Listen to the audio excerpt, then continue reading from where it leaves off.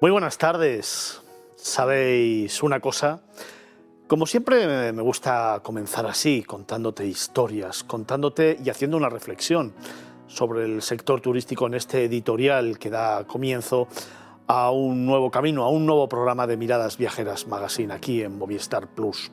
Hoy, como ya sabéis, me gusta referirme a cualquiera de los subsectores del sector turístico, hacer una reflexión sobre cuál es la situación de muchos de los componentes, de los agentes que conforman este gran motor de la economía en España, el gran motor de la economía en España. Y hoy venía a los estudios de Movistar pensando precisamente en un sector que a mí me apasiona, que me gusta, que conozco desde hace muchos años y que, por supuesto, defiendo siempre a muerte, porque en contra de lo que mucha gente piensa que ha tocado techo, creo que es todo lo contrario. Me refiero al mundo de los cruceros. Fíjate, te voy a dar algunas cifras.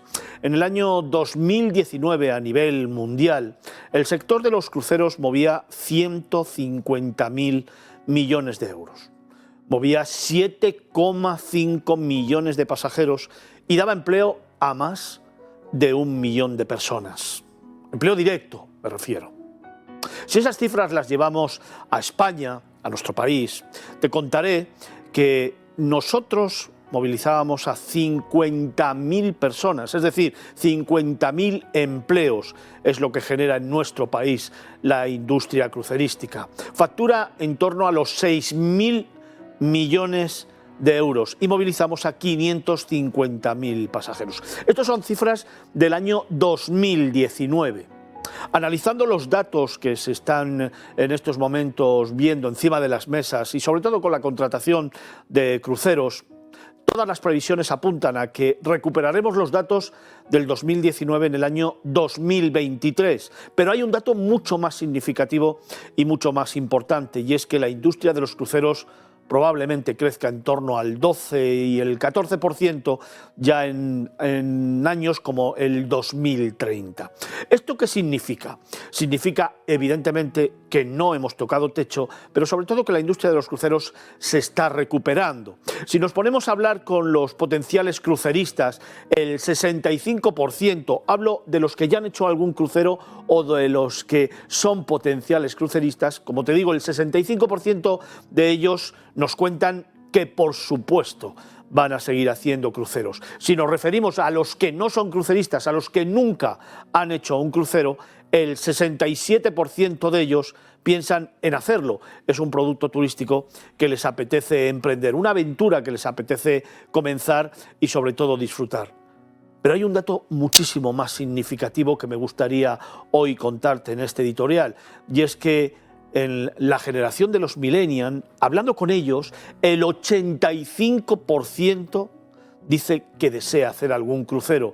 Y si ya nos vamos a la generación Z, las cifras suben hasta un 89% de deseo de los cruceros. Estamos, por lo tanto, ante una recuperación de un sector que desde mi punto de vista ha sido muy maltratado durante la pandemia.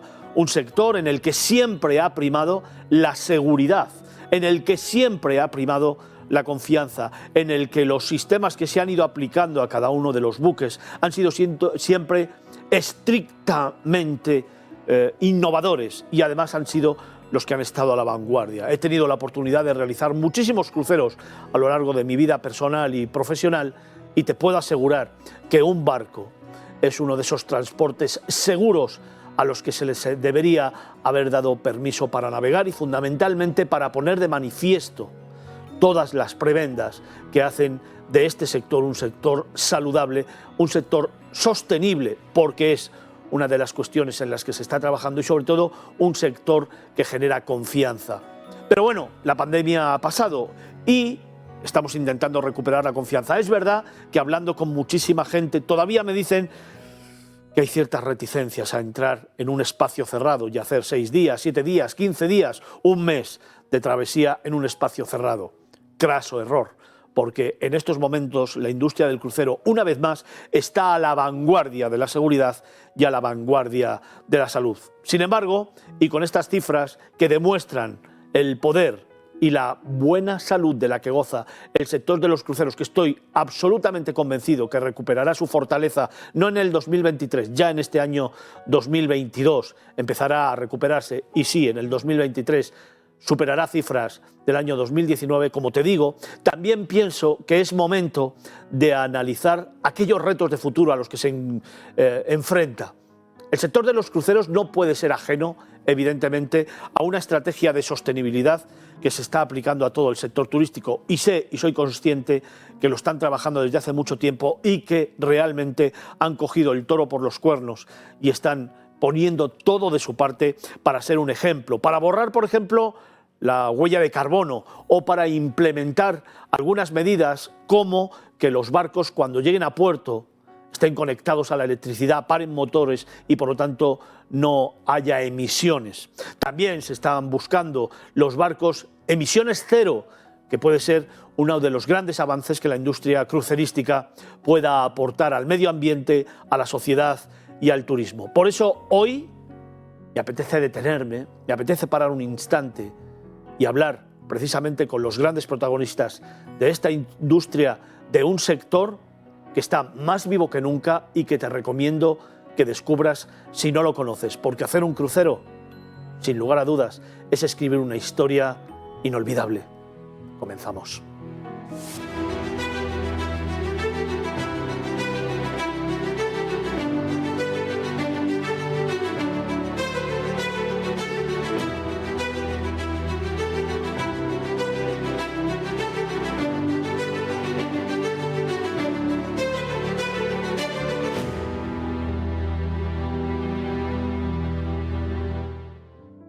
Comenzamos nuevo programa, comenzamos nuevo itinerario, 2 horas en las que vamos a hacerte soñar, disfrutar y sobre todo te vamos a mostrar infinidad de destinos, de propuestas, hablaremos de patrimonios, os iremos a descubrir un nuevo destino, un destino que además me apetece mucho hablar de él, un destino maravilloso en el que se conjuga patrimonio, en el que se conjuga naturaleza, historia y un destino absolutamente seguro que me gustaría narraros despacio con otra gran protagonista y al que hay que viajar sin lugar a dudas, porque es un destino seguro. También me gustaría hablar de un viaje por España y, por supuesto, darte planes. Van a ser los contenidos de nuestras próximas 2 horas, aquí en Negocios Televisión, Movistar Plus.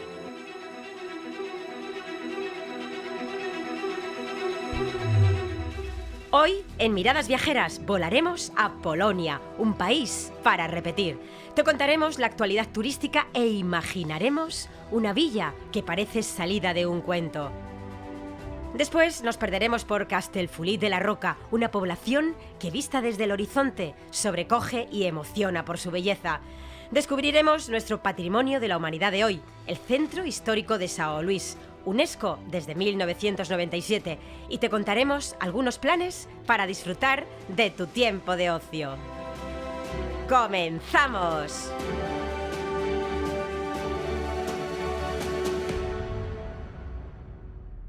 Intenso, te lo prometía, en este sumario lo has visto y los vamos a ir desarrollando a partir de los próximos minutos, pero dejadme que en este momento comencemos nuestro camino, comencemos a redactar esas líneas de oro de un nuevo capítulo que escribimos, como siempre, para ti, todos los fines de semana, los viernes de 8 a 10 de la noche, los sábados de 11 a 1 del mediodía y los domingos de 6 a 8 de la tarde, horario prime time para viajar, para soñar, para ilusionarse y para entre todos recuperar el sector del turismo. Dejadme en este momento que comencemos hablando con los grandes protagonistas del sector. Hablamos de turismo.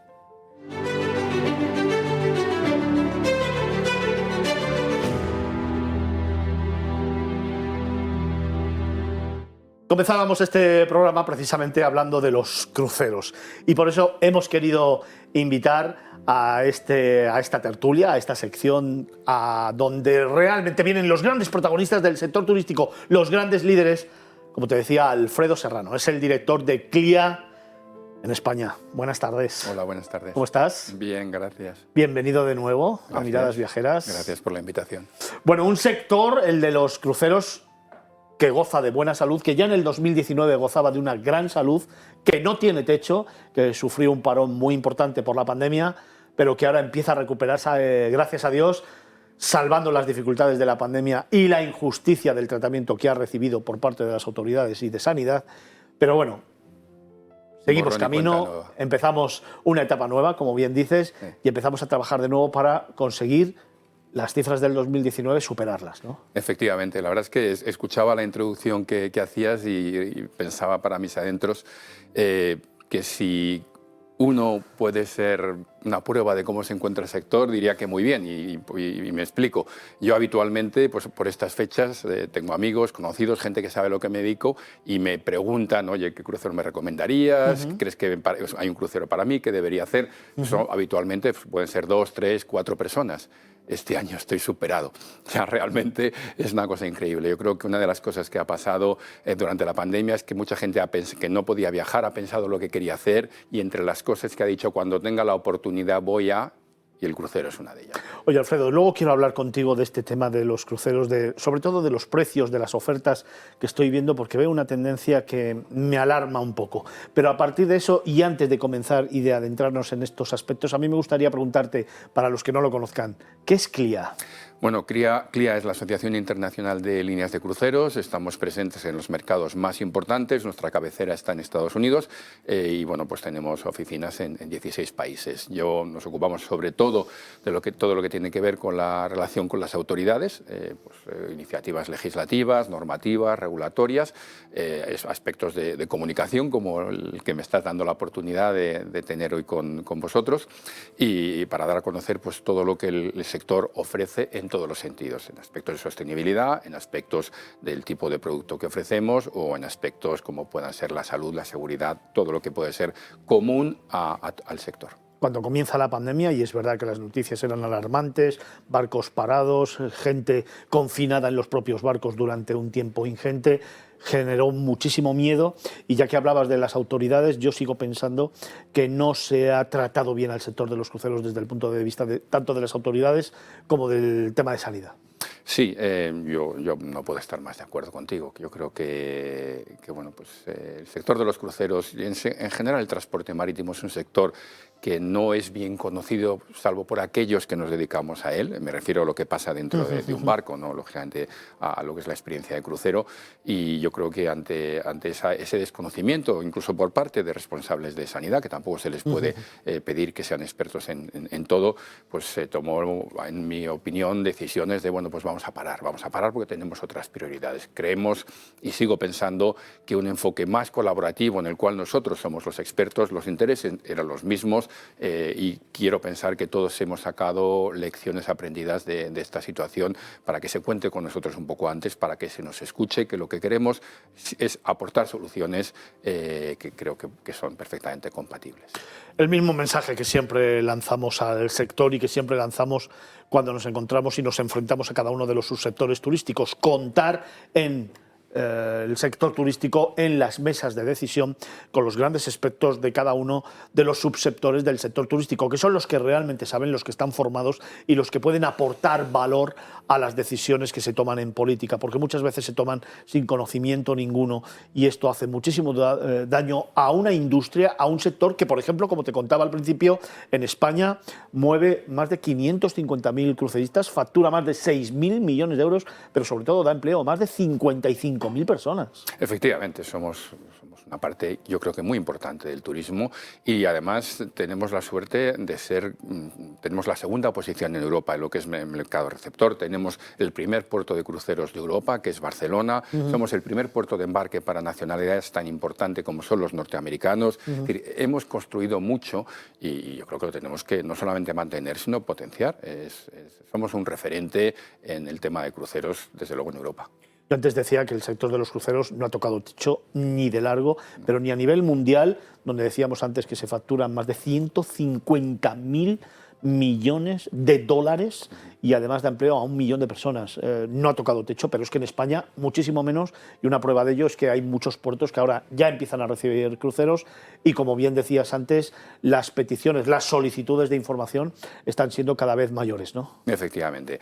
Y además me gustaría incidir que, por supuesto, yo creo que es quizá la parte que resulta más próxima, que es la contribución económica que generan los turistas, los cruceristas, pero no nos olvidemos de que los barcos se construyen y se mantienen en astilleros, la mayoría de los cuales están en Europa. Y en la parte de reparación naval, en Navantia Cádiz, los astilleros Navantia son, yo me atrevería a decir, que prácticamente líderes en ese segmento. Y bueno, por supuesto, cada vez que un barco llega a un puerto, paga impuestos, tasas, se abastece de un montón de mercancías que son suministradas localmente por empresas que se dedican a ello, con lo cual el impacto económico va mucho más allá del gasto que hace el crucerista. Me gustaría también subrayarlo. Oye, quiero preguntarte por los grandes retos de futuro que tiene ahora la industria del sector cruceros, porque claro, yo antes hablaba de las cifras que genera, pero también nos enfrentamos a retos, por supuesto, hablaremos de ello ahora mismo, pero antes déjame preguntarte, entonces, ¿un barco en estos momentos y a pesar de todo es un transporte seguro? Por supuesto. Y además no puedo decirlo más claro cuando yo recientemente he estado a bordo de dos. Bueno, en Semana Santa he estado haciendo un crucero. Hace poco también tuve la oportunidad de pasar unos días a bordo de otro. Los protocolos de seguridad que se siguen a bordo de un barco son mucho más exigentes que lo que en este momento tenemos en tierra. Pero no solamente son esos protocolos, sino la preocupación y el interés por parte de la tripulación en que así sea. Es decir, hay todo algo que está pasando de puertas para adentro que está detrás, a efectos de desinfección, a efectos de no recirculación de aire o de filtrado, en fin, limpieza, por supuesto el personal que se encuentra a bordo, las pruebas que se realizan, todos los protocolos que hay en caso de que se pueda detectar un positivo. En fin, todavía estamos saliendo, pero todavía estamos, por supuesto, en alerta. Bien, vamos a hablar un poco de los retos de futuro que tiene el sector de los cruceros, que ya no sé si son retos de futuro o ya son retos de absoluto presente, porque la pandemia, como ha pasado en todos los sectores y por supuesto en el sector turístico, ha hecho que avancemos muchísimos años, que vayamos muchísimos años por delante de lo previsto. Hablamos de innovación, hablamos de digitalización y hablamos de sostenibilidad, que es otro de los temas que tanto en las líneas aéreas como en el sector de los cruceros siempre se ha puesto de manifiesto por la contaminación que generan y desgraciadamente por los gases que emiten, ¿no? Pero también es verdad que dentro del sector crucero, y desde hace años yo tengo noticias de que se está apostando precisamente por hacer barcos mucho más sostenibles, con emisiones cero e incluso barcos eléctricos. Bueno, yendo por partes, yo creo que el primer reto que nos encontramos precisamente es la recuperación, de la que ya hemos hablado un poco y quizá pues hablaremos más adelante. Segundo, que no es nuevo, que esto ya viene de bastantes años, es la sostenibilidad. Yo creo que está demostrado y además ya lo hemos en algunos casos ya se ha visto que el sector de los cruceros, que por supuesto se enmarca dentro del transporte marítimo internacional, lo que pasa, digamos, en una sala de máquinas de un barco o digamos, de cubierta para abajo es lo mismo en un barco, o es muy similar en un barco de cruceros que en un barco de carga. No pensemos que hay ninguna diferencia significativa. En todo caso sería porque los barcos de cruceros van un poco más allá, tienen todos los gadgets, por decirlo de alguna manera, que pueden reducir el impacto medioambiental, sea los sistemas de lavado de gases residuales, la utilización del combustible más limpio que existe en la actualidad, que es el gas natural licuado, en el cual estamos siendo y hemos sido pioneros en su utilización en el transporte marítimo, sea en lo que tiene que ver con aguas, la instalación de sistemas de tratamiento de aguas residuales, que lo incorporan el 100% de los barcos que se están construyendo y el 70% de los que están funcionando, sistemas que permiten que las aguas que se descargan al mar tengan un estándar como mínimo el equivalente a un país avanzado como pueda ser España.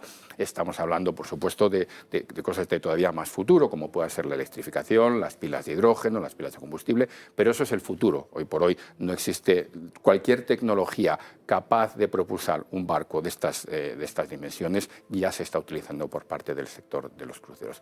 Y si me permites, hemos encargado recientemente un estudio que espero que pronto vea la luz, pero que lo que intenta es medir cuál es el impacto en la huella de carbono de una persona que hace un crucero de 7 días, tocando diferentes puertos, en comparación de la utilización de otro tipo de transporte.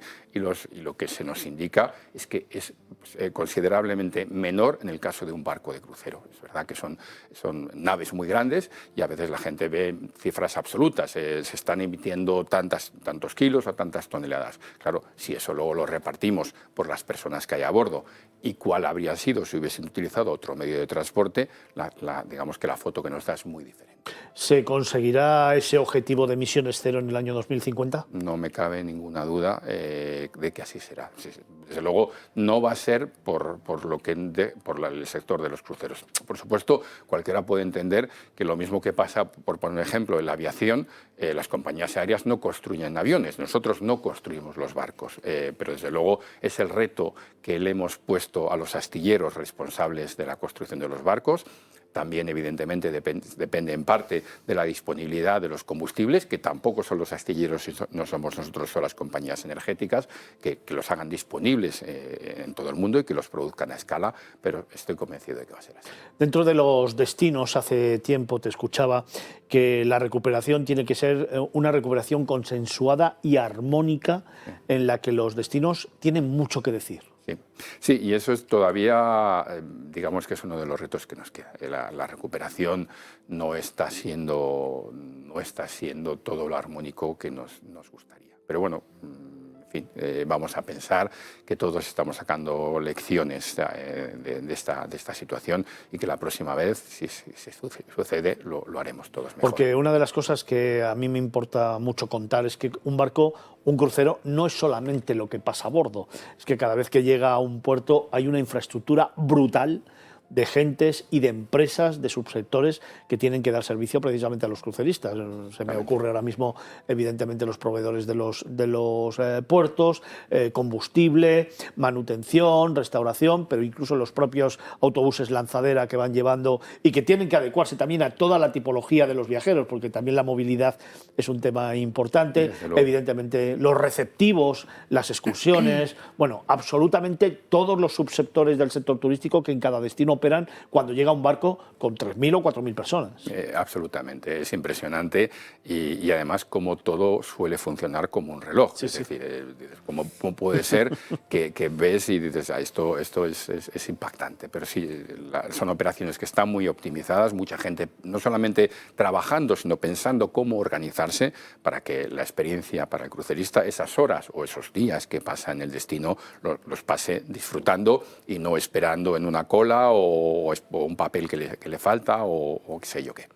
Estamos hablando con Alfredo Serrano, es el director de CLIA en España, que nos está hablando y haciendo una radiografía del sector de los cruceros, de cuál ha sido la situación, la recuperación y cuál es la situación actual de este sector maltratado por las instituciones, fundamentalmente en tiempos de pandemia, pero que ha sabido una vez más recomponerse y mostrar toda su fortaleza y esa buena salud de la que goza este sector, que sigue creciendo día a día y en el que, por ejemplo, Alfredo, los viajeros españoles han demostrado que son un viajero muy importante que deja 660 euros en cada puerto al que arriba cada barco.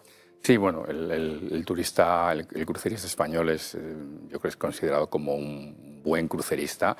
Es un crucerista que sí es verdad que tenemos el reto de cada vez de hacer la temporada un poco más larga, y todavía sigue siendo un crucerista bastante estacional y yo, por supuesto, ahora se acerca el verano y quizá no sea el momento, pero también animo a recuperar lo que ya estaba pasando antes de la pandemia, y es que cada vez más españoles iban de crucero y lo disfrutaban porque se puede disfrutar todo el año como hacen otras nacionalidades y otros países. Oye, Alfredo, me dices que has estado en 2 cruceros últimamente, en Semana Santa y hace unos días. ¿El embarque y desembarque de un crucero tras pandemia, tras COVID-19, ha cambiado mucho? Bueno, en el embarque sí, en algunos casos, pues evidentemente hay un protocolo previo para poder acceder, pero yo creo que es bastante fluido, o sea que tú no lo... Sí, bueno, pues tienes algún trámite más que debes realizar, por supuesto, es lo mismo que está pasando en otros medios de transporte y lo que es la parte del desembarque es muy fluida. ¿No tienes la sensación que en los diferentes países europeos cada uno ha hecho la guerra por su cuenta? Sí, claramente así ha sido. O sea, yo creo que en parte ha sido por lo que decíamos al principio, porque en vez de acudir a los expertos que somos nosotros y que realmente, como decía anteriormente, tenemos el mismo interés, que es que los cruceros sean seguros, porque creo que se ha optado por cada uno con un conocimiento en muchos casos limitado, poner las medidas, extrapolarlas de otra situación y bueno, pues no ha sido lo mejor. Antes te preguntaba, he dejado la pregunta para después, me contabas que mucha gente te está llamando para preguntarte. A mí me pasa también, me llaman por cruceros, por tal. Y te quería preguntar, tengo la sensación, primero, de que ahora está costando llenar los barcos, todavía no estamos en esa recuperación total que decía yo antes que probablemente se produciera en el año 2023, pero sobre todo tengo la sensación de que las compañías están haciendo un esfuerzo muy importante a nivel de campañas de publicidad, en la que fundamentalmente focalizan la estrategia de llamada al viajero en el precio, es decir, por un precio muy asequible, tienes 6 días en los que ya te incluimos todo tipo de manutención, excursiones, bueno, casi todo, menos la compañía, todo. ¿Crees que esto es positivo para mantener la calidad de los barcos? Bueno, a mí no me corresponde, lógicamente, valorar la estrategia comercial de las diferentes compañías y sí puedo decir que el sector de los cruceros ofrece muchas cosas a un precio cerrado y ese creo que siempre ha sido uno de sus puntos fuertes. Cada compañía, según el momento y la situación del mercado, que puede no ser lo mismo en España que en Alemania o que en Polonia o que en otros sitios, pues adecua su estrategia comercial y la va modulando según sea el momento. Con respecto a la dificultad de llenar los barcos que decías anteriormente, yo desde luego el barco en el que yo estuve estaba lleno, pero más allá de eso, evidentemente ya nos estamos acercando a la temporada alta, sí que está habiendo muy probablemente mucha venta, lo vemos todos, mucha venta de última hora porque ha habido mucha incertidumbre y vamos, yo soy positivo, soy optimista. ¿Y psicológicamente no le afecta a un viajero por el conocimiento que has tenido estos últimos días en los cruceros, por palpar un poco al crucerista, no le afecta el meterse de repente 3.000 personas, 4.000, 5.000 personas en un barco durante 7 días? Yo no lo he percibido en absoluto, para nada. Es verdad que también una de las características del sector de los cruceros es que en un barco habitualmente hay diferentes nacionalidades. Es difícil que solamente haya una, o por lo menos en muchos de los barcos. Y la sensibilidad, digamos, esa prevención con respecto a la enfermedad. Hay países que han avanzado más rápido, que han levantado sus restricciones en el resto de la economía antes que en España y que ya están más familiarizados con la idea de bueno, pues hacer una vida, digamos, ya han dejado más atrás el COVID, como nosotros seguramente lo dejaremos en las próximas semanas en nuestra mente. Oye, Alfredo, antes de entrar en el estudio hablábamos de una labor social muy importante que me gustaría, o a la que me gustaría que te refirieras ahora, porque me has puesto los pelos de punta, pero déjame, ya que has hablado de países como Polonia, que en estos momentos de la tarde presente también a otra de las invitadas que vamos a tener en los próximos minutos con nosotros. Es Agata Witoslaya, es una de las grandes líderes del sector turístico, es la directora de la Oficina de Turismo de Polonia en España y hoy ha querido venir a hablar con nosotros un ratito sobre este maravilloso país al que hay que viajar, un país seguro, un país que genera absoluta confianza, pero sobre todo un país diverso en el que pasar unos días de ensueño, y te lo digo yo, que le conozco bien. Buenas tardes, Agata. Buenas tardes, Fernando. ¿Cómo estás? Muy bien, muchas gracias. Gracias por la invitación para poder compartir las impresiones del destino, no solamente como la encargada de la Oficina de Turismo de Polonia en España, sino también a nivel particular, porque yo, igual que mi compañero de mesa, esta tarde pues también he regresado hace muy poco de Polonia, con lo cual mis impresiones también personales son muy recientes y muy positivas. Pues vamos a hablar de eso, efectivamente. Y eso es lo que me gusta, positivismo, pero positivismo real, no de boquilla, sino positivismo en el comportamiento, en la actitud, en el compromiso, en la implicación y sobre todo en la forma de viajar de todos aquellos que están queriendo recuperar la normalidad, de aquellos que quieren volver a sentir, a emocionarse, a vivir, a experimentar y sobre todo a recuperar el sector del turismo. Luego hablaremos con Agata porque abriremos ventana al mundo. Nos vamos a ir después a hablar de Polonia unos minutitos, pero dejadme que vaya cerrando con Alfredo Serrano, que es el director de CLIA en España. Alfredo, al final hablamos de retos, de presente y de futuro, pero estoy absolutamente convencido que hay encima de la mesa algunas cuestiones que son absolutamente necesarias, como es la creación y la construcción de nuevos barcos que se están preparando, que antes de la pandemia se quedó un poco parado, pero había algunos proyectos brutales de nuevos barcos. Y luego, como te decía antes, ese proyecto solidario que me apetece mucho que cuentes, porque creo que es importante también estas cosas. No todo es negocio, sino también hay que solidarizarse con la gente más necesitada. Pues sí, sin duda. A ver, en primer lugar, por alusiones a los barcos en construcción, el sector de los cruceros tenían desde la pandemia un calendario, una cartera de construcción de los barcos muy importante, de más de 100 barcos para los próximos 5 años. Evidentemente se ha producido un leve retraso en alguno de esos, en parte también por las dificultades para aprovisionar ciertas mercancías, materiales necesarios. Pero la cartera se está manteniendo. Las compañías han mantenido esa cartera, más allá de que se retrase la entrega 6 meses antes o 6 meses después.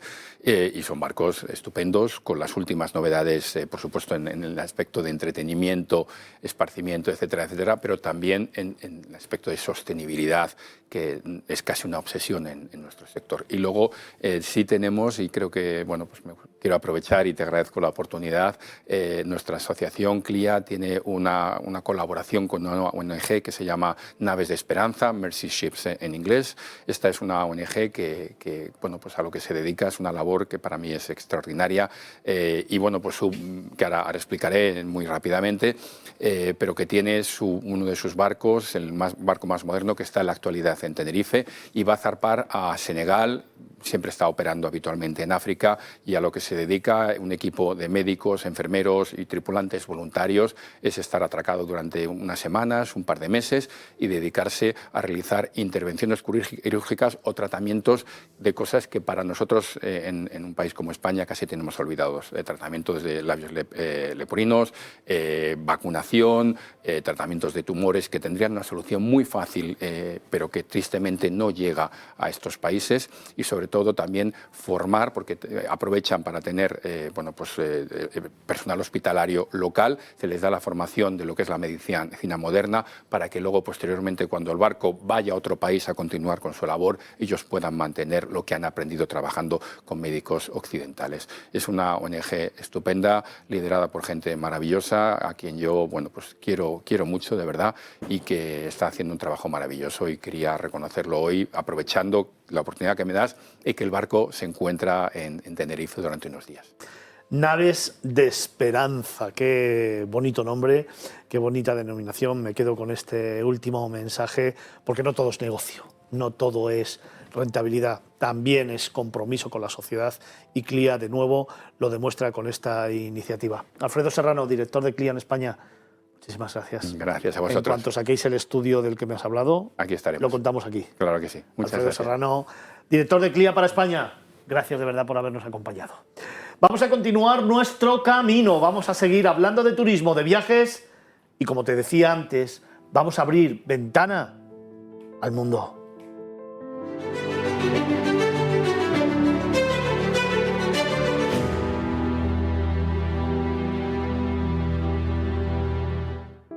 Cómo me gusta abrir ventana al mundo, cómo me gusta acercarme a ver otros destinos, cómo me gusta compartir contigo emociones y sensaciones, y sobre todo cómo me gusta en este momento el marcharme a un país emocionante.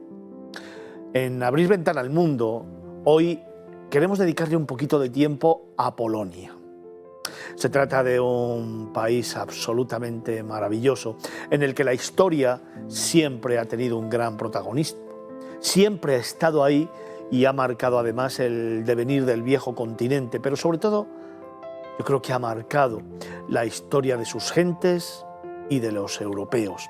Ha sido un ejemplo para el mundo en todo lo que ha hecho, pero sobre todo ha sido un ejemplo de hospitalidad, de cariño y sobre todo de compromiso y de implicación. Pero dejando al lado ese componente humano que para mí es tan importante y que considero que conforma el alma de un destino, porque son las personas las que hacen grande un lugar, un rincón maravilloso del planeta.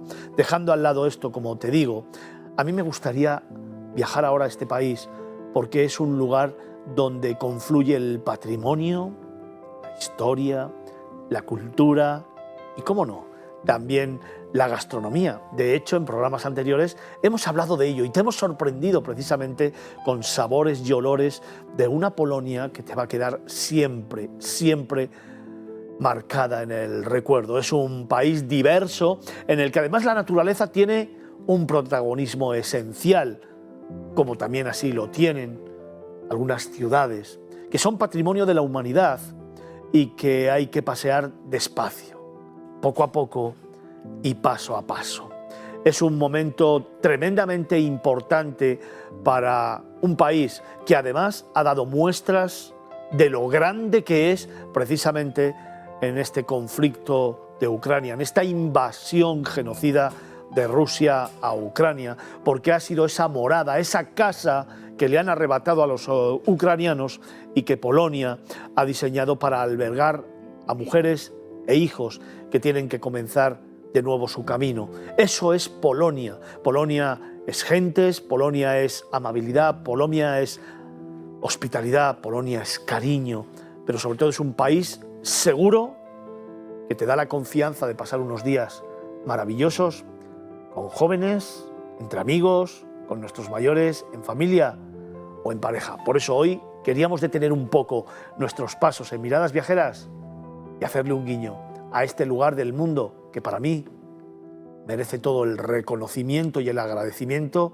y del que me siento tremendamente orgulloso. Por eso hoy aquí en Miradas Viajeras Magazine, Agata Vitoslaya es la directora de la Oficina de Turismo de Polonia. Agata, buenas tardes. Buenas tardes otra vez y otra vez gracias por esta invitación para compartir contigo y sobre todo con los telespectadores pues lo último de Polonia, que hace algunas semanas era uno de los temas de actualidad en el buen sentido de la palabra.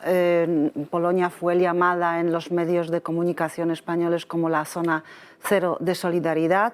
De esta manera, hablando de solidaridad, estamos un poco creando un nexo con la anterior conversación con Alfredo sobre las naves de la Esperanza.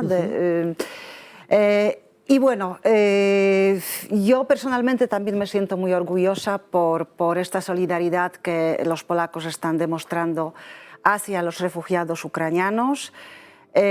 Acabo de regresar de Polonia hace algunos días y puedo asegurar de que la solidaridad, la empatía y la seguridad son los principales protagonistas actualmente en Polonia, en cualquier ciudad. Sí que hay muchos ucranianos, se oye mucho el idioma ucraniano, pero sobre todo se les atiende bien para, hablando de la hospitalidad, para que se sientan bien, cómodos, para que vayan quitando esta carga emocional por la cual han tenido que pasar, escolarizando a los niños, creando bolsas de trabajo, obviamente lo primero dando permisos de trabajo y de residencia para 18 meses.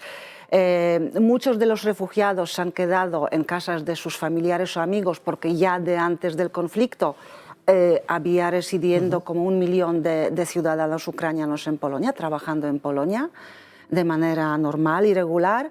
Y otras personas pues, son acogidas en casas particulares por los polacos, que también, y hay que decirlo, reciben cierta ayuda económica por parte del gobierno de Polonia.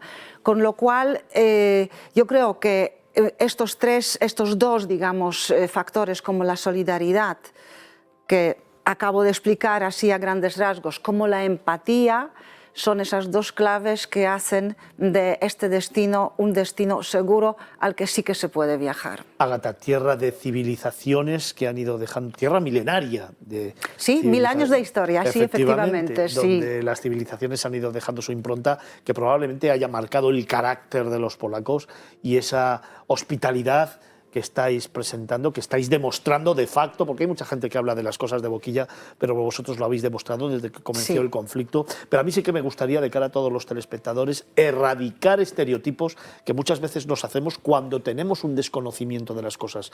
¿Por qué digo esto? Porque he tenido que soportar comentarios de mucha gente que me ha hablado de Polonia como zona de guerra, como campos de refugiados.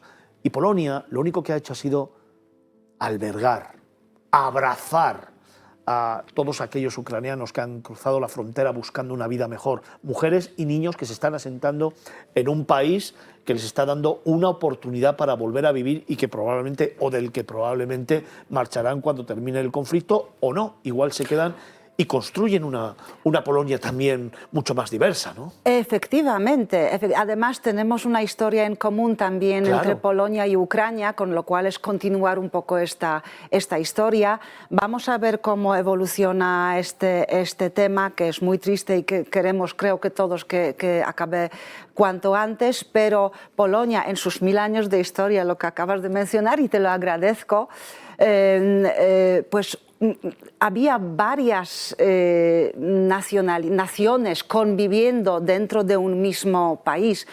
Podría hablar largo y tendido, pero bueno, voy a empezar, por ejemplo, por acoger a los judíos, incluso a algunos expulsados de España que se establecieron en Polonia y en Cracovia, que es ciudad patrimonio de la humanidad.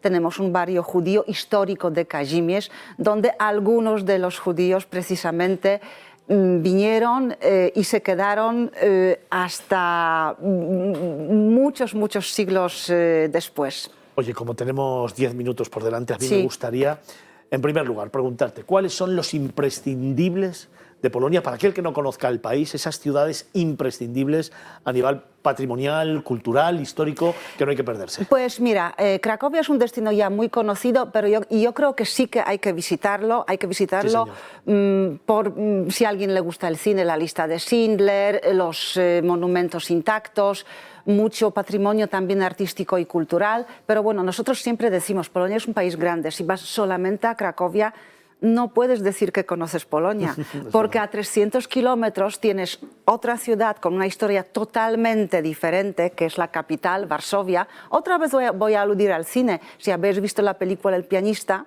os habéis quedado con las imágenes de esta película. Por favor, viajad a Varsovia. Mirad cómo está ahora, cómo, respetando su historia, no olvidando su historia, mira hacia el futuro con mucho optimismo, con mucha innovación, con mucho empeño. Y por último, aludiendo también al anterior invitado, pues ¿por qué no, por ejemplo, haciendo un crucero por el Báltico, no elegir una ruta que para en la milenaria ciudad de Gdańsk, el puerto en el Báltico, una ciudad preciosa, histórica, capital mundial del ámbar? Y también, como no, Premio Princesa de Asturias 2019. Yo creo que ese título dice mucho en España y que además le añade a este patrimonio arquitectónico, histórico y cultural también este otro elemento que se une al turismo. Hablamos de Varsovia como una ciudad con carácter y embrujo. ¿Me compras la idea? También hablamos de Cracovia como tesoro de la cultura universal. Otras dos propuestas que hacemos para todos los telespectadores: Gdańsk, que me parece también la ciudad de la libertad, y luego, por ejemplo, Poznań, que a mí personalmente también me gusta muchísimo. Pero si damos un saltito, Polonia también es un país de naturaleza. Creo que son 23 parques nacionales y 6 reservas de la biosfera. ¿Puede ser? Efectivamente, y además lo bueno en Polonia, que vuelvo a decir lo que es un país grande, los 23 parques nacionales están esparcidos por todo el territorio nacional. O sea, aunque visites solamente la franja oeste, donde está Poznań o donde está Wrocław, o el centro del país, o te vas a la franja este, siempre encontrarás un parque nacional cerca para visitarlo. No hemos mencionado mucho, ni hemos tampoco promocionado mucho, una ciudad que merece la pena y hay que tomarla en cuenta. Además, su nombre es muy fácil, se llama Lublin, que también tiene un parque nacional cerca. ¿Por qué lo estoy mencionando? Porque el año que viene va a ser capital europea de la juventud. Si no viajáis este año, tenedlo en cuenta para el año que viene, para visitar tanto la ciudad como los atractivos, incluida la naturaleza y la gastronomía que tienen los alrededores. Oye, y hay uno de los parques naturales que está declarado Patrimonio de la UNESCO, ¿no? Hay 2 parques nacionales que son patrimonio de la humanidad. Uno se encuentra en la franja este, es la reserva de hábitat natural de los bisontes europeos, y el otro lo compartimos con Alemania, con lo cual está en la frontera alemana, de características totalmente diferentes al mencionado. El Parque Nacional de Mužakovský, muy buena propuesta para los que viajan en autocaravana o alquilan el coche y exploran esta parte, esta zona fronteriza entre Alemania y Polonia. Hemos hablado de patrimonios, hemos hablado de cultura, hemos hablado de naturaleza, porque Polonia además es país de bosques, lagos y mar.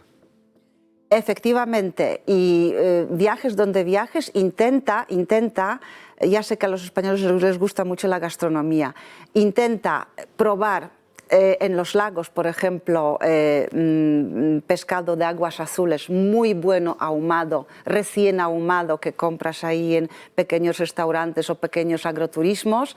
En el mar, obviamente, intenta comer la sopa de marisco y de pescado de Gdańsk. La verdad es que ya sé que no es muy conocido en España, pero ¿por qué no probar la versión de Gdańsk y terminar la comida o la cena con el vodka típico de Gdańsk, que es vodka de oro?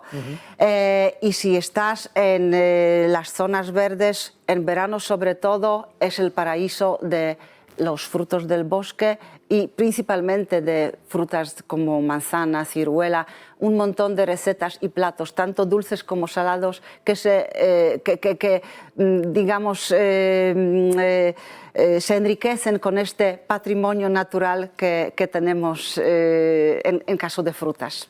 No dejéis de ir a la región de Masuria, es la región de los 1000 lagos, donde se pueden disfrutar de infinidad de experiencias, de actividades deportivas, de recorrer los grandes lagos, por ejemplo en canoa o en velero, pero también me gustaría referirme, Ágata, a las grandes montañas para los más aventureros de Polonia, con una historia de más de 350 millones de años. Sí, tenemos varias sierras, varias cadenas, digamos. Tú te refieres a las montañas de Santa Cruz, eso es. Que están entre Varsovia y Cracovia, más o menos, y sí, es cierto, son de las más antiguas de toda Europa, y además con una oferta para los que quieren explorar pues las antiguas cuevas, los estalactitos, así estos castillos naturales subterráneos. Es una buena oferta, además de disfrutar de algunos de los balnearios que están precisamente también ahí. Y toda la frontera sur de Polonia son las cadenas montañosas de diferentes tipos, diferentes estilos, y lo que también le va a gustar a este viajero más natural, con un montón de parques nacionales para visitar o para también practicar el turismo activo, tanto en verano como en invierno. Oye, vamos a tener que ir terminando, es que le dedicaría una hora de programa a Polonia, tenemos que hacerlo, recógeme el guante, porque por ejemplo me viene a la cabeza, por ejemplo, el hablar de un fin de semana en un castillo medieval. En alguno de los castillos medievales que tenemos, pero bueno, ya si estás hablando, creo que te refieres al castillo de Malbork, que fue la capital de la Orden Teutónica y que hoy en día se puede visitar también en visitas nocturnas, que es muy interesante y muy excitante. Vacaciones con fantasma también son excitantes, ¿eh? También son excitantes y, bueno, hay un montón de ofertas, de propuestas, de planes de viaje para visitar Polonia, y nosotros desde la Oficina de Turismo, encantadas, somos dos personas, dos chicas, encantadas de ayudar a los viajeros a hacer y encontrar su plan en Polonia. Puede, por ejemplo, el viajero ir a hacer un plan viendo las estrellas, puede pasear descalzo por las playas o puede salir de pesca, que también es otro gran plan. Puede salir de pesca, puede hacer senderismo, hay infinidad de rutas, puede hacer rutas ciclistas o también puede optar por una ruta muy clásica visitando las principales ciudades históricas, y para eso también dispone de la oferta que han preparado los turoperadores españoles, que está en el mercado, sea este verano, o sea incluso también, ya adelantándonos un poco, y espero que volvamos a hablar de ello, por ejemplo, a la magia de los mercadillos navideños que también hay en Polonia. Estamos hablando de los mercados navideños, que parece que nos queda un poco lejos, pero que está aquí al lado. A mí me gustaría retrotraerme un poquito, que mires a cámara, y que lances un mensaje a todos los telespectadores para decirles, reiterar que Polonia es un país seguro, es un país que en estos momentos vive una vida normalizada absolutamente, que ha integrado a los ucranianos, que los ha hecho parte de ellos y que lejos de generar desconfianza o miedo, lo que están haciendo es abrazar también ellos al viajero. Como la encargada de la Oficina de Turismo de Polonia, siempre queremos lanzar mensajes claros, transparentes, honestos. Con lo cual, lo que ha dicho Fernando, y yo lo reitero, se puede viajar perfectamente a Polonia para ir conociendo un país que todavía no es muy conocido, pero que sorprende muy positivamente al viajero, como ha sorprendido hace algunas semanas con su solidaridad hacia los refugiados ucranianos, pero que es la misma que expresamos a los que nos visitan, turistas y viajeros, también, obviamente, desde España. Seáis bienvenidos en Polonia. Agata Witoslaya, la directora de la Oficina de Turismo de Polonia en España, muchísimas gracias. Gracias por haber venido. Recógeme el guante, que tenemos todavía que hablar mucho de Polonia, porque es un país al que hay que viajar este verano, sin lugar a dudas. Dejadme tan solo unos instantes para daros unos consejos y regresamos en unos segundos. Miradas Viajeras Magazine, Negocios Televisión, Movistar Plus.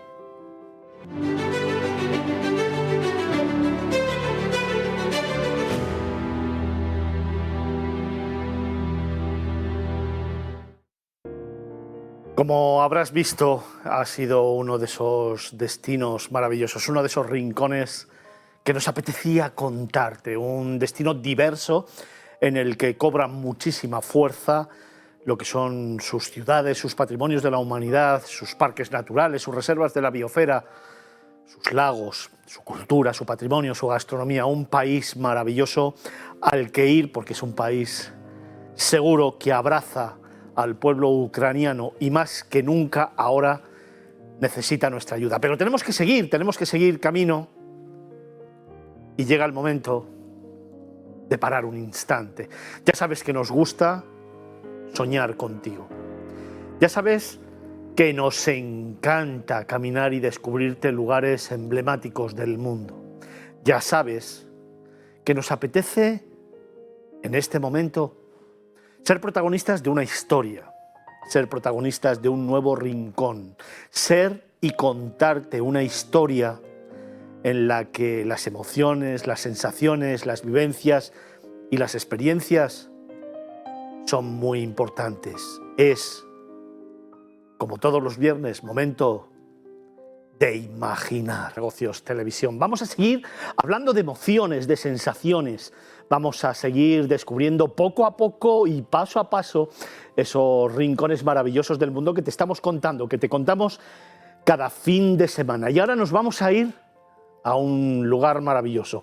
Uno de esos sitios en los que me apetece siempre perderme cada vez que voy a Girona, a la provincia de Girona. Siempre que voy a la Garrocha. Es un lugar para descubrir despacio, como a mí me gusta contarte siempre, poco a poco y paso a paso. Es un lugar en el que respirar hondo y sobre todo es uno de esos rincones del mundo donde los instantes y los momentos cobran fuerza. Cierra los ojos y acompáñame de nuevo a descubrir España.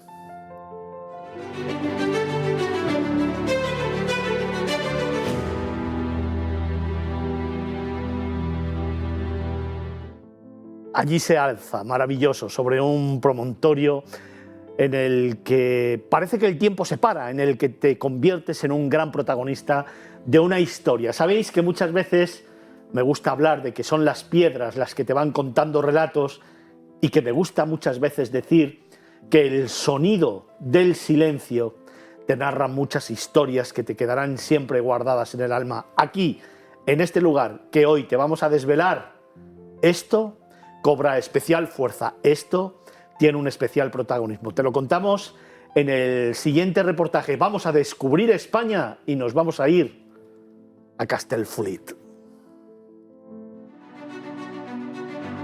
En el Parque Natural de la zona volcánica de la Garrocha, en la provincia gerundense, aparecen, como por encanto, pequeñas poblaciones que, con un sabor medieval, roqueño, se elevan hacia el cielo, soportados por bases de basalto formadas por erupción de los volcanes de San Juan les Fonts, hace, quién sabe, miles de años. Una de esas poblaciones que además se encuentra rodeada por la erosión del río Fluvia es Castellfollit de la Roca. El conjunto, visto desde el horizonte cuando el viajero se aproxima, sobrecoge y emociona por su belleza. Una vez en la población, es mayor la sensación de estar en un enclave único.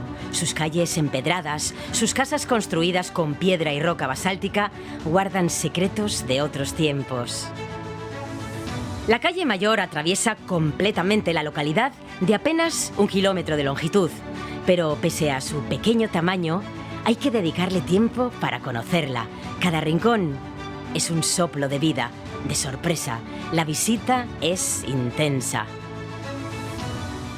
En un extremo está la iglesia vieja de la localidad, San Salvador, inicialmente del siglo XIII, y a su lado, donde el abismo se abre, el mirador Josep Pla, desde donde contemplar en toda su extensión este paisaje pirenaico.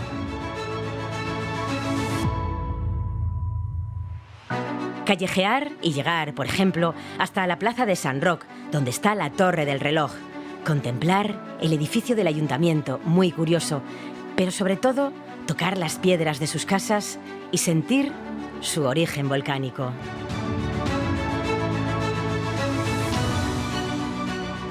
Hay magia en ella. Es, además, la mejor puerta para adentrarse en esta zona misteriosa de los Pirineos con sus tradiciones peculiares ligadas a los volcanes.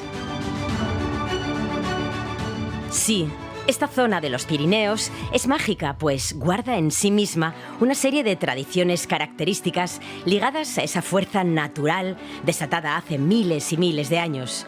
Por eso se dice que desde Castellfollit de la Roca es la mejor puerta de adentrarse en el Parque Natural de la Garrocha.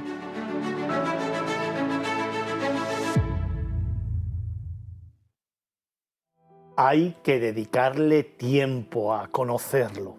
Desde luego es una población pequeña, chiquitita, pero como siempre digo, solamente lo es en superficie, porque en alma es muy grande y su gente, sus gentes, también lo son. Es una población donde la gastronomía, el patrimonio, la cultura, sus tradiciones y también las fiestas son impresionantes y te van envolviendo poco a poco en una historia que hoy queremos narrarte. Pero dejadme, antes de comenzar este camino, este relato, que os presente también a Carlos Olmo, a otro de nuestros tertulianos fijos de este programa, viajero, incansable, periodista y director de Vagamundos.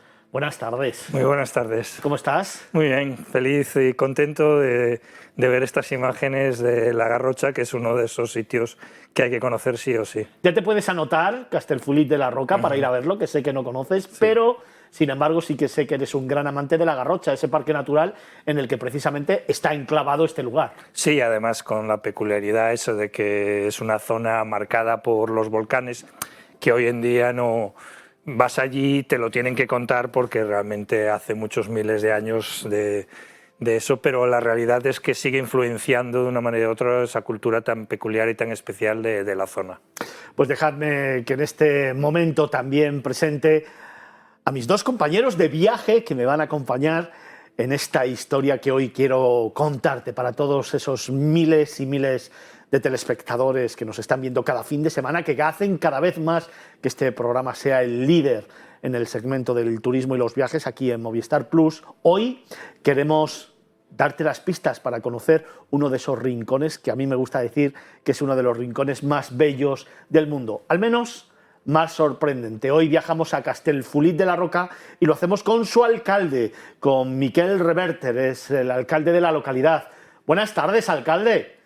Buenas tardes y gracias por invitarme. ¿Cómo estás?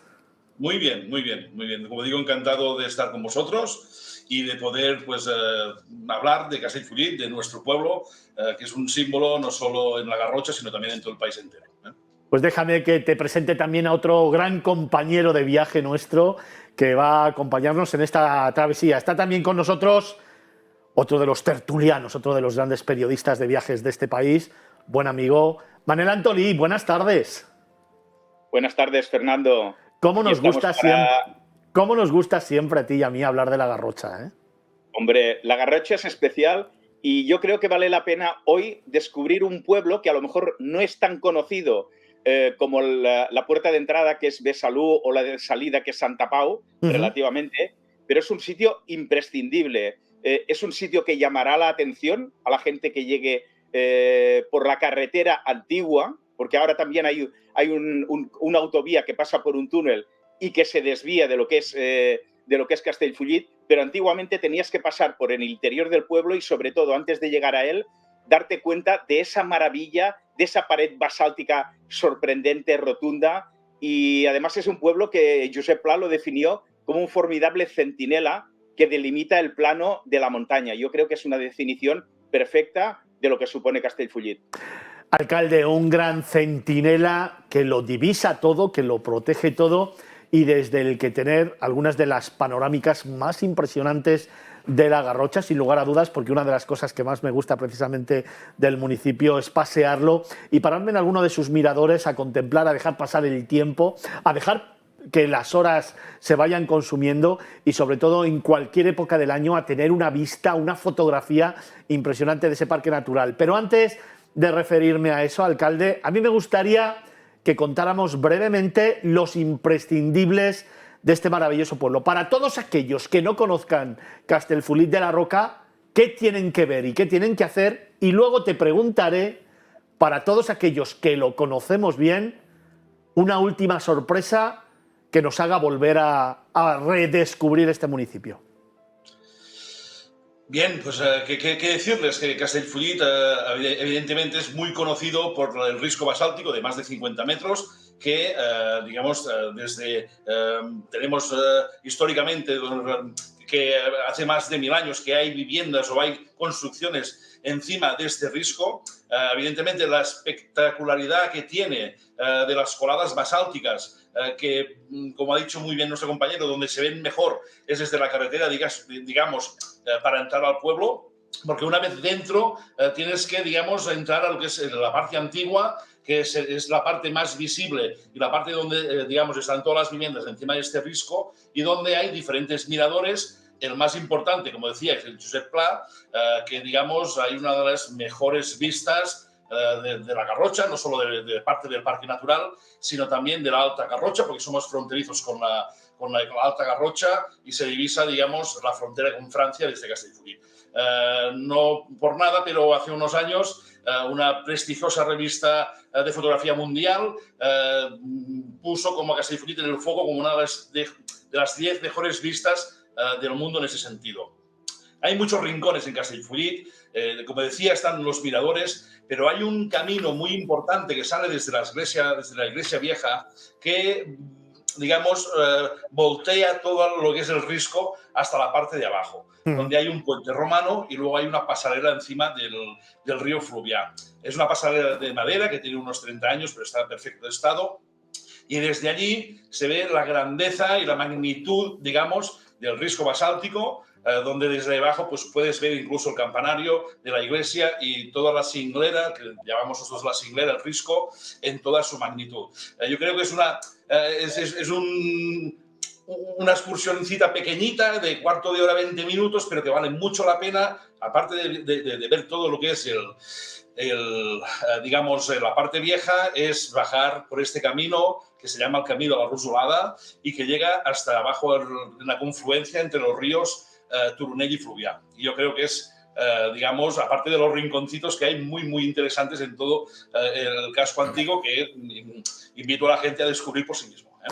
Manel, me viene a la mente, además, como te decía, de esos miradores, me viene esa iglesia vieja de San Salvador, me viene a la mente el ayuntamiento, que es un edificio también muy emblemático, la Torre del Reloj, por ejemplo, que es otro de los rincones que a mí me gustan especialmente, subir al campanario y desde ahí observar toda la Garrocha. Para ti, ¿cuál sería ese lugar, ese rincón especial que hace que regreses a a Castellfollit? Pues mira, hay diversos lugares especiales. Te voy a decir dos que a mí particularmente son los que más me impresionan. El primero es el que ya os comentaba, desde la carretera, admirarlo todo en un plano general, que lo ves que parece como si fuera un barco, la proa de un barco, sobresaliendo de toda la vegetación. Y otro que yo considero imprescindible es que cuando vayáis a visitar la iglesia vieja de San Salvador, subáis a la torre, porque tiene una especie de ventanal, de arcada, en el que veis toda la línea de tejados del pueblo. Es realmente impresionante, porque es la única manera de verlo y de darte cuenta de qué supone a nivel fotogénico este maravilloso pueblo. Alcalde, hay una sensación que a mí me gusta especialmente. Decías antes de un paseo de 15-20 minutitos. Me vas a dejar que te contradiga porque a mí me encanta pasear despacio, me encanta dedicarle tiempo, me encanta ir callejeando, mirando arriba y abajo, mirando al suelo, mirando a derecha e izquierda, pero sobre todo ir pasando la mano por esos edificios que van componiendo, diseñando todo el entramado de calles y de plazas que tiene Castellfollit, y sobre todo sentir esa piedra volcánica que es tan peculiar y sobre todo que es una seña de identidad del municipio, ¿no? Está claro, ¿eh? Lo de los 15 minutos, perdona, lo decía, que es el recorrido hasta abajo. Evidentemente que lo que queremos que es que la gente cuando venga a Castellfollit se esté el máximo tiempo posible, Ahí, porque sí, señor. dices, hay muchas cositas por descubrir. Y que hablar del basalto. El basalto es un símbolo, digamos, del municipio. Castellfollit durante el siglo XX había hasta 5 canteras de piedra basalto de Castellfollit. Actualmente están todas cerradas. La última cerró hace 3-4 años. Pero recordar que, por ejemplo, el basalto de Castellfollit está en obras tan importantes como la cripta Gaudí de la Colonia Güell o incluso en la Sagrada Familia. O sea, nosotros recordamos una visita de Antonio Gaudí a la cantera de Castellfollit a seleccionar las piezas de basalto que tenían que ir en la Sagrada Familia. Y luego, cuando pues, en muchas calles y ciudades, sobre todo de Cataluña, con los adoquines que se habían en las calles que salían de las canteras de Castellfollit. O sea, todo hombre, digamos, del siglo XX hasta que llegó, digamos, un poco la democracia, que las cosas se fueron cambiando y solo se conservó una cantera, la mayoría de hombres han trabajado en la piedra en Castellfollit. Incluso, mira, aprovechando, pues dentro de poco haremos la 7ª edición de la Fira de los Picapadrers, que es una feria para recordar y un poco para homenajear a todos estos trabajadores y hombres que durante muchos años han picado la piedra a mano. Por tanto, es un símbolo de Castellfollit, evidentemente. Nosotros estamos trabajando para poder recuperar esta cantera y para que sea un sitio de divulgación, un sitio de visita y un sitio, digamos, de recordar pues, toda esta tarea que se hacía de los picapedreros. Son cosas que vamos trabajando para poder ofrecer dentro de poco pues, algunas visitas y una recuperación de un espacio que tiene que ser un espacio público y de divulgación de lo que es la piedra basalto de Castellfollit.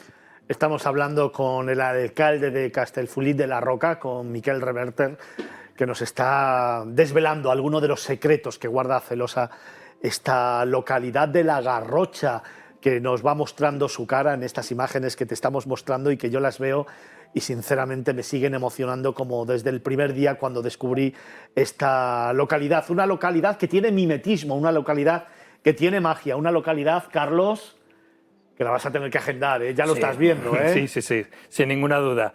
He estado 2 veces en La Garrocha y no tuve la oportunidad de visitar el pueblo, pero viendo estas imágenes claramente, como decía Manel, es un pueblo muy fotogénico y a los que la fotografía nos apasiona, sin ninguna duda encontramos puntos de fotografía espectaculares en el pueblo. Súbete a esa torre, a la torre de la iglesia, y verás lo que te digo. Realmente te vas a quedar con la boca abierta. Yo el otro día, repasando precisamente algunos de los momentos y de mis visitas a Castellfollit, estuve viendo todo el material gráfico que tenía y me acuerdo perfectamente de las imágenes, casi 360 grados que se pueden hacer desde arriba, pero también, Manel, desde cualquiera de sus miradores. Así que te voy a preguntar, como buen fotógrafo, como gran viajero, como buen periodista, para ti, un instante, un momento, que luego también le preguntaré al alcalde. Para no repetirme con los otros 2 instantes que te he dicho, yo también haría una recomendación que subieran hasta un santuario que hay cercano, es el santuario del Cos, y que ahí encontraréis una vista aérea panorámica y sería un poco como si estuvierais utilizando un dron, pero podríais admirar el pueblo de Castellfollit desde las alturas. O sea, el alcalde nos lo ha recomendado ver desde abajo de la Cinglera. Yo os lo recomiendo desde la carretera a nivel medio visual, y si subís hasta este santuario lo podréis ver desde arriba. Es otra perspectiva realmente fantástica. Alcalde, para ti, un momento, un instante en Castellfollit. Aquí estamos en la Garrocha, es un sitio que llueve muchísimo, tiene una pluviometría anual muy alta, así que este verde tiene que salir de algún lado, ¿no? Entonces, yo lo que aconsejo es una fotografía de cualquier rincón del pueblo, justo cuando ha acabado de llover, cuando los colores están vivos, cuando si las fotografías se podrían oler, se olería a tierra mojada, a basalto mojado, que es, yo creo, un momento espectacular y que las fotos toman, digamos, una relevancia mayor.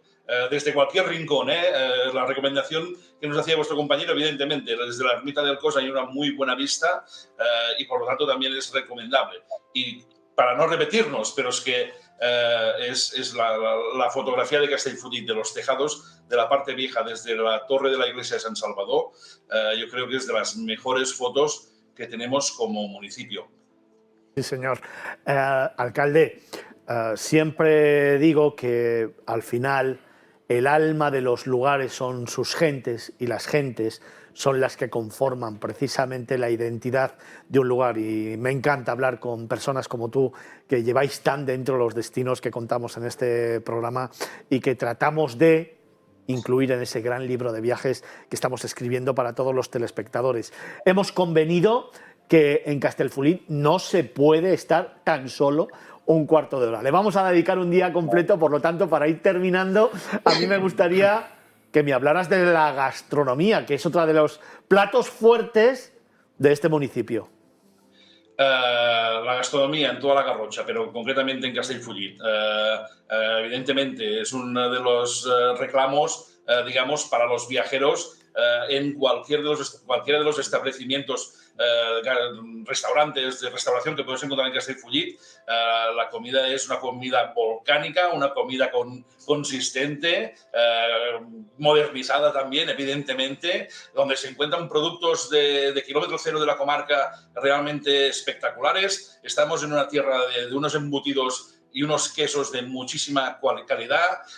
En Castellfollit mismo pues hay 2 referentes, que uno son las galletas de Cal Enric, que llevan más de 100 años haciendo unas galletas artesanales muy buenas, pero también tenemos unas magdalenas que ahora le llaman muffins, pero ellos llevan muchos años haciéndolas, unas magdalenas medida importante, que también son una seña de identidad del municipio, pero últimamente también sean emprendedores. Por ejemplo, tenemos desde hace 10 años una de las mejores microcervecerías artesanas de Cataluña, con reconocidísimos premios, no solo en España, sino en Irlanda y en media Europa, y por lo tanto, gente que está tratando el producto con mimando mucho el producto, digamos, local, y por lo tanto invitar a toda la gente a probar la gastronomía de la Garrocha, que ya se me ve a mí que no estoy así del aire. Esto también lo tenemos en cuenta. Manel, para terminar, un último recuerdo, una sensación.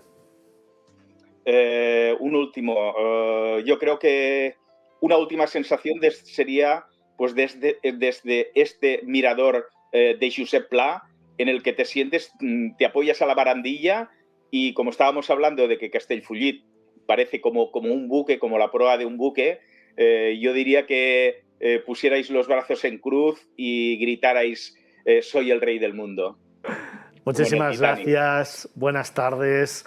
Alcalde Miquel Reverter, el alcalde de Castellfollit de la Roca, una última sensación, o mejor dicho, un mensaje para Carlos Olmo, que debe de ir a conocer Castellfollit, igual que muchos miles de telespectadores que seguro que se están enamorando de este lugar. Sencillamente, Carlos tiene que venir a la Garrocha. Yo estaré encantado de atenderle cuando venga, y si quiere le haré también de guía para descubrir esas zonas que tenemos, esos rinconcitos, pero también a toda la gente que nos está viendo. La Garrocha y el Castellfollit tiene un patrimonio natural y un patrimonio geológico impresionante.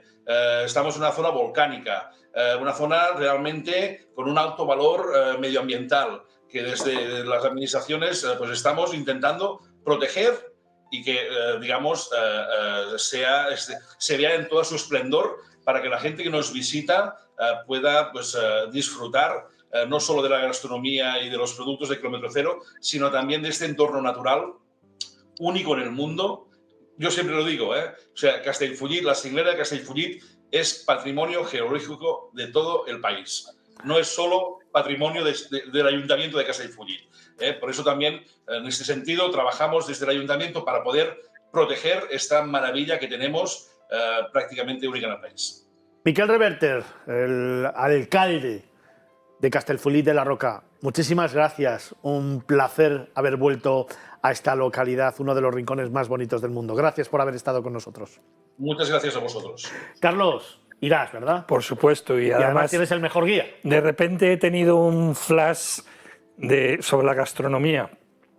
El momento del desayuno en la Garrocha, para mí era algo increíble, porque es que realmente allí ya se tomaba y se hablaba de producto kilómetro cero cuando no estaba de moda. Y realmente tengo un recuerdo impresionante de la gastronomía local, o sea que una razón extra para ir. Para ir. Pues dejadme después de este... Dime, Manel. Cómete unos fesulets de la Garrocha, Carlos. Apuntado. Dejadme después de esta última recomendación de Manel Antolí que nos vayamos tan solo unos segundos a daros unos consejos y regresamos. Tenemos que contarte un nuevo patrimonio de la humanidad.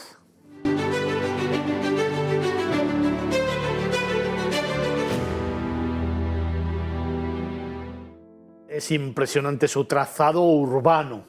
Sobre todo es impresionante también ver cómo las reminiscencias de la época colonial portuguesa están muy presentes. También es impresionante ver esos edificios de azulejos, de colores que todo lo invade y que te sorprenden a su paso por sus calles. Nos vamos a ir a Brasil, nos vamos a ir a conocer un nuevo patrimonio de la humanidad de la mano de Carlos Olmo.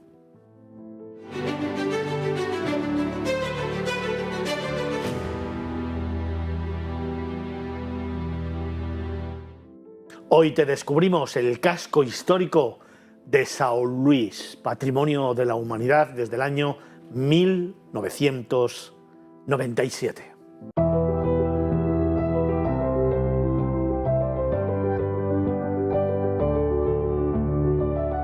El núcleo de finales del siglo XVII de esta ciudad histórica, fundada por los franceses y ocupada por los holandeses antes de quedar bajo el dominio portugués, ha conservado el plano de calle rectangular original en su totalidad.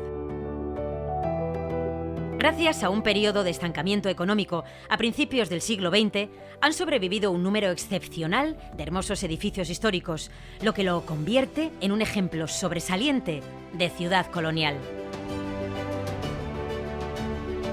Ubicada en el promontorio formado por los ríos Anil y Bancaga, al noroeste de la isla de São Luís, el centro histórico de São Luís do Maranhão se caracteriza por su trama urbana de calles bordeadas por edificios residenciales, muchos con techos de teja, cornisas pintadas y ornamentadas, ventanas altas y estrechas engastadas en marcos decorados y balcones con barandillas de hierro forjado o fundido.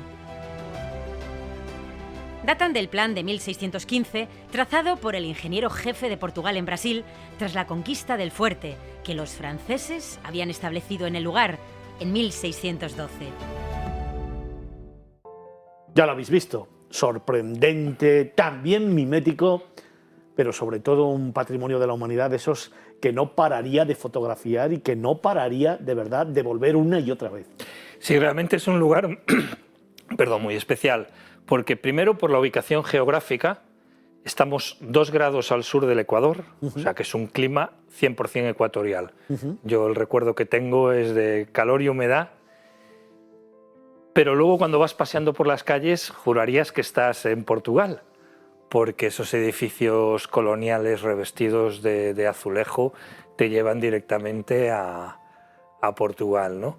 Pero realmente fue una gran idea la de los portugueses, la de utilizar el azulejo, porque todos sabemos lo que pasa en las ciudades tropicales si no las mantienes bien, si no las pintas, en el caso de usar pintura, continuamente, pues que se acaban deteriorando mucho. Y el uso, ya no solo decorativo, que obviamente le da un empaque y le da una categoría a esas viviendas, además de bastantes plantas y bastante grandes, un empaque importante, pero es que luego como protección al clima también es una gran idea la de los azulejos portugueses. Hemos viajado a Brasil, estamos conociendo el centro histórico de São Luís y mi primera pregunta, como siempre, es ¿por qué patrimonio de la humanidad?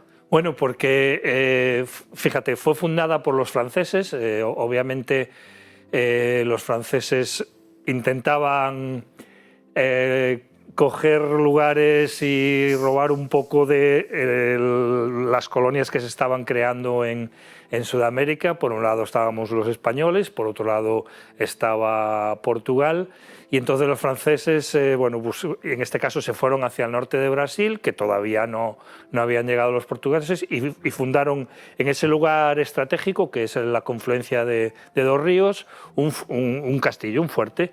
Pero luego llegaron los holandeses, que también por esa zona han estado, de hecho, ahí sigue estando las Antillas holandesas, ¿no? Entonces, los holandeses también anduvieron incordiando un poco, pero ya en 1615 los portugueses tomaron ese fuerte de los franceses y ya se instalaron definitivamente, y ya empezó a São Luís a crecer como capital de lo que es ahora el estado de Maranhão.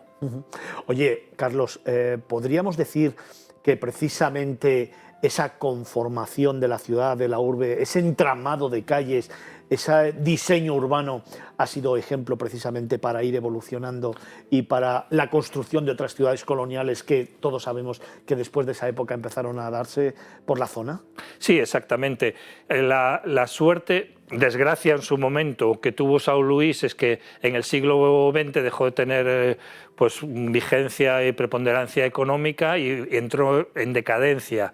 Pero eso sirvió para que cuando llegó ese siglo XX en el que todos quisimos hacernos modernos y en muchos lugares pues tiraron las murallas, derribaron edificios antiguos, nos entró un poco una locura, pues allí tuvieron la suerte de que como la ciudad en sí estaba en decadencia económica, pues se mantuvo, ¿no? Entonces cuando ya realmente se empezó a valorar esos edificios históricos, que además se pueden ver perfectamente, y es una de las razones principales por las que la UNESCO la nombró Patrimonio de la Humanidad, se puede ver de manera muy sencilla, muy fácil, lo que fue la época más gloriosa de São Luís, las diferentes capas del siglo XVII, siglo XVIII, hasta siglo XIX, con las diferentes construcciones, ¿no?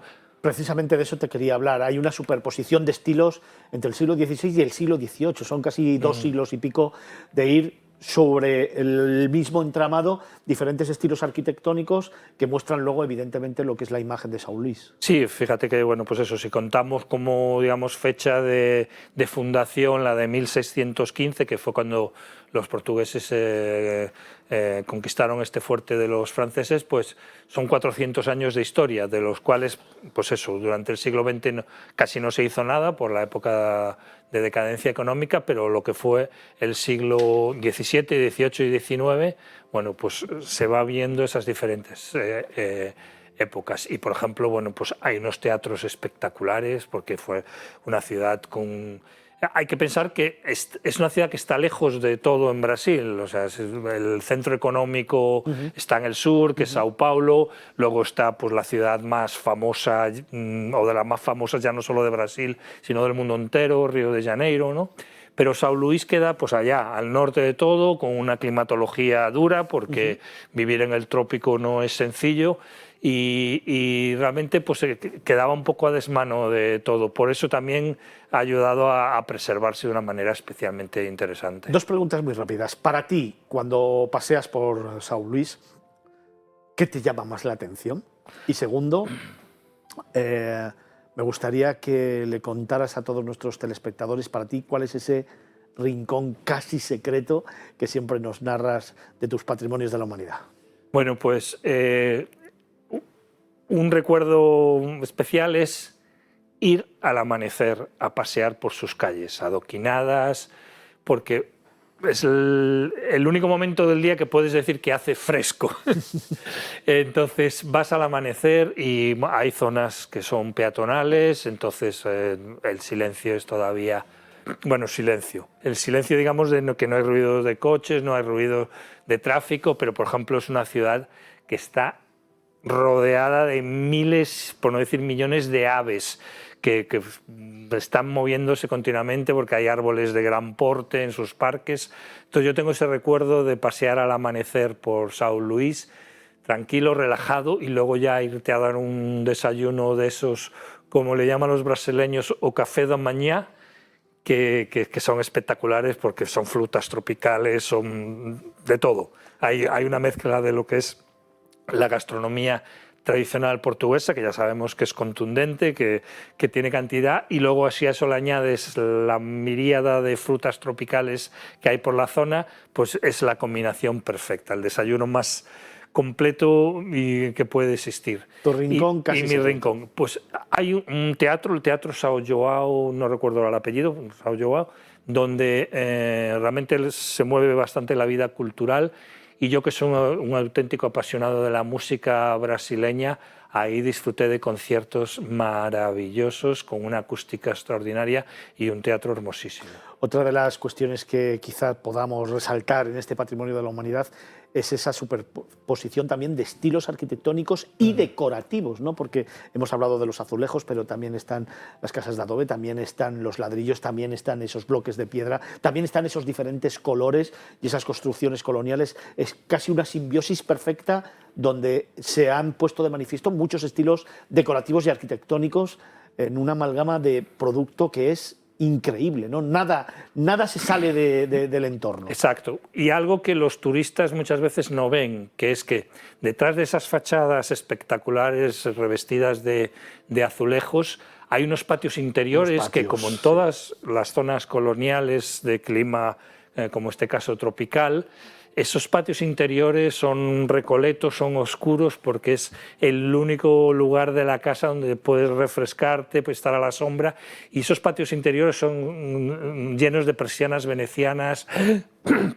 con árboles, con fuentes de agua, con pozos, y claro, desde fuera, si vas pasando por la calle, no sabes que existe eso, pero es un remanso de paz que hay en muchas de las casas de São Luís, que alguna de ellas reconvertida a hotel, sí que por supuesto es uno de esos rincones preferidos en los hoteles.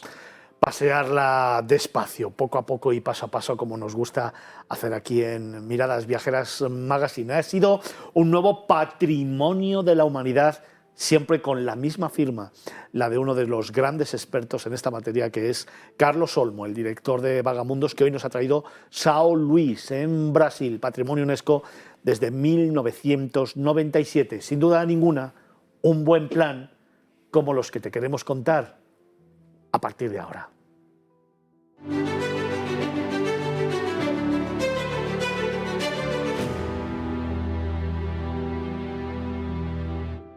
Vamos a estar en Madrid, vamos a irnos a Lanzarote, también nos vamos a ir a Blanes y vamos a terminar seguramente en Cabo de Gata. Planes para ti, planes para este fin de semana o, como siempre digo, para cualquier día del año.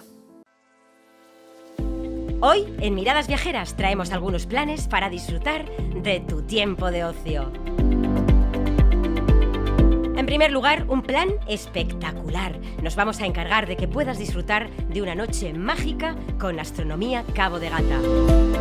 Disfrutar de la visión del cielo estrellado que allí tienen, un patrimonio paisajístico muchas veces pasado por alto, favorecido enormemente por la escasa contaminación lumínica existente en el Parque Natural Cabo de Gata-Níjar. Una experiencia inigualable, un cielo estrellado de incalculable valor y un mirador de 5 estrellas, la playa de los genoveses. Déjate llevar por la magia de las estrellas en Cabo de Gata.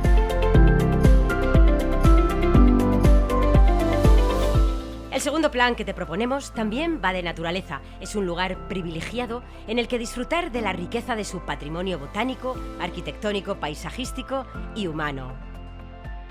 Estamos hablando del Jardín Botánico Marimurtra, en la Costa Brava, un paraíso del mundo vegetal que, gracias a su contexto geográfico, guarda una estrecha relación con el Mediterráneo. Con más de 4.000 especies de 5 continentes diferentes, Marimurtra acoge familias, escuelas y visitantes de todo el mundo con el objetivo de dar a conocer la botánica, la ciencia y los maravillosos paisajes de la Costa Brava. La diversidad de especies y espacios de Marimurtra permiten al visitante viajar por el mundo gracias al bosque musical de bambús de Oriente, las áridas extensiones de América, rincones de Australia o la pérgola selvática, entre otros.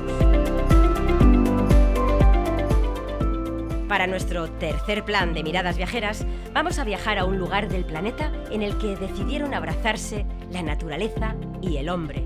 Jameos del Agua, el primer centro de arte, cultura y turismo creado por César Manrique.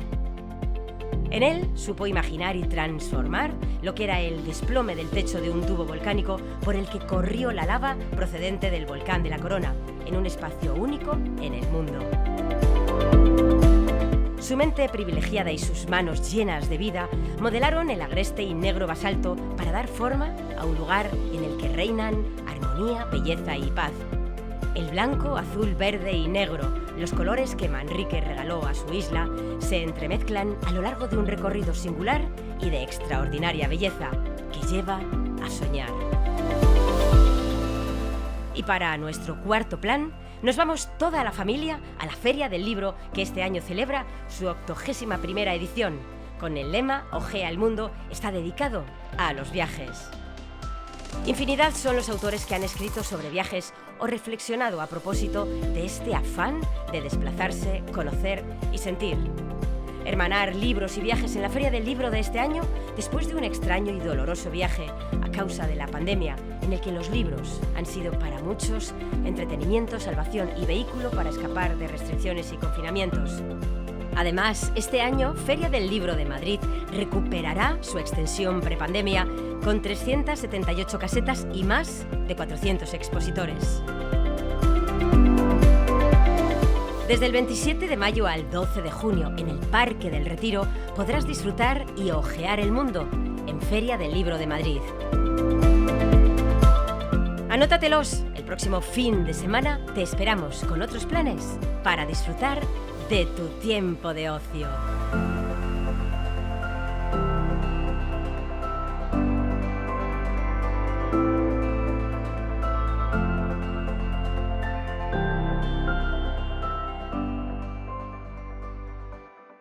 Han sido 4 maravillosos planes que, como siempre te digo, anótatelos en tu agenda viajera. Una agenda viajera que hoy hemos intentado de nuevo escribir con letras de oro y con la experiencia de nuestros tertulianos y de algunos de los grandes líderes del sector turístico que han pasado por este programa. Ha sido un capítulo más de Miradas Viajeras Magazine aquí en Negocios Televisión, en Movistar Plus, en el canal 125. Un libro que estamos escribiendo para ti y que, como siempre, al final de cada capítulo me gusta terminar agradeciendo y reconociendo la labor de todo el equipo de Negocios Televisión, de todo el equipo que hace posible que este programa se emita, los cámaras, los productores, realizadores, iluminadores, guionistas, maquillaje, por supuesto todos nuestros compañeros de control que hacen una labor fantástica cada viernes, nuestros tertulianos, nuestros invitados y todo el equipo del grupo RVD Press, productora de este programa, la mejor agencia de comunicación turística de este país, que nos acompaña en este camino que siempre diseñamos y emprendemos para ti y que siempre queremos disfrutarlo contigo. Ya sabes, todos los fines de semana, los viernes de 8 a 10 de la noche, los sábados de 11 a 1 del mediodía y los domingos de 6 de la tarde a 8 de la tarde, aquí en Negocios Televisión, en Movistar Plus. Te espero el próximo fin de semana, Carlos, el próximo fin de semana, ¿verdad? Aquí estaremos. Seguimos escribiendo este libro de viajes, este libro de relatos, para ti, que eres el alma de esta casa y de este programa.